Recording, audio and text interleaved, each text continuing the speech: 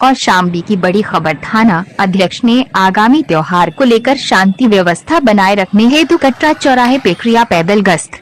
बताना चाहेंगे कि थाना सरायफिल के नवागत थाना अध्यक्ष भुवनेश कुमार चौबे ने आगामी त्योहार को लेकर शांति व्यवस्था बनाए रखने के लिए कटरा चौकी में जाकर मैं हमराहियों के साथ मिलकर पैदल गश्त किए और लोगों का साथ में हाल चाल भी लिए और लोगों को बताया कि किसी भी प्रकार की शांति व्यवस्था भंग करने की अगर किसी ने कोशिश की तो उस पर सख्त से सख्त कार्रवाई की जाएगी। यूपी स्टेट से मीडिया प्रभारी पवन मिश्रा की रिपोर्ट।